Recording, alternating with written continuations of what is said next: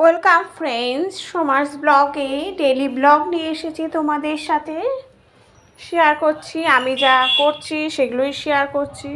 আশা করি তোমরা ভালো আছো। পুজো দিয়ে স্টার্ট করেছি সকালটা। পুজো করার পর তারপরে রান্নাবান্না করব। আর পুজোটা হয়ে গেলে কিন্তু অনেকটা বড় কাজই এগিয়ে যায়। আশা করি তোমরা পুরো ব্লগটা দেখবে এবং কমেন্ট করবে। ভালো লাগলে কিন্তু অবশ্যই বেল আইকনটা প্রেস করবে। আজকে কিন্তু এই ব্লগটা তোমরা একটু পুরো দেখবে। আমি লাস্টের দিকে একটা রেসিপিও দেব। আমি ব্লগে রেসিপি দিই, তোমাদের জানাও তোমরা, তাহলে যারা যারা ব্লগগুলো দেখো তাদের একটু সুবিধাও হয়। পুজোটা হয়ে গেলে কিন্তু আমাদের একটা বড় চিন্তা দূর হয়, কারণ পুজো করে ফেললে আমাদের অনেক কাজই এগিয়ে যায়। পুজোটা না করতে পারলে আমাদের ভালো লাগে না, মনে হয় পুজো করি। তারপরে পুজো করলে তারপরে কিছু খাওয়াও যায়, কেননা খেয়ে পুজো করতে ভালো লাগে না। বেশি সময় আমরা তাই করি, পুজোটা করে নিই। আশা করি তোমরা ভালো আছো। কেমন লাগছে একটু কমেন্ট করো বন্ধুরা, তোমরা পাশে থেকো।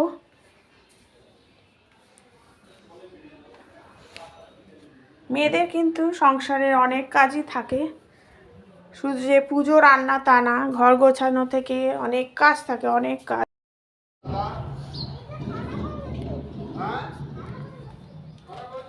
পুজোটা হয়ে গেলে তারপর একটা রেসিপি দেখাবো তোমাদেরকে।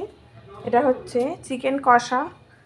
দেখো, গোটা জিরে, দারচিনি, লবঙ্গ ফোড়ন দেওয়ার পর আলুগুলো কেটে নিয়েছি। আলু আর টমেটো একসাথে দিয়ে দিলাম, দিয়ে এর উপরেই কিন্তু চিকেনটাও দিয়ে দেবো, কারণ চিকেন আর আলু আমি কিন্তু খুব ভালো করে ভাজবো।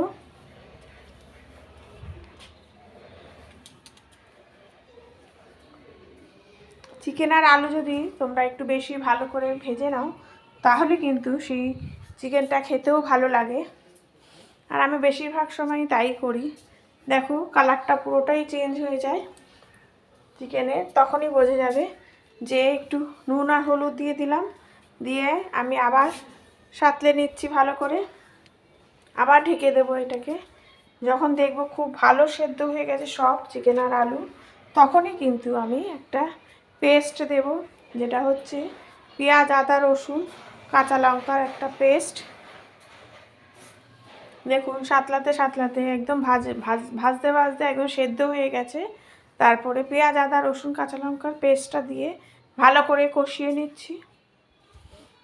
ভালো করে কষানো হয়ে গেলে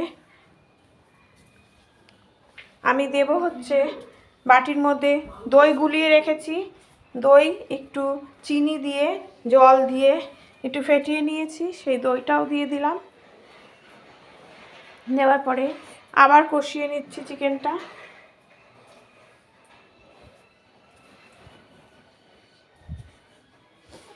সাতলানো হয়ে গেলে জল দিয়ে দিচ্ছি।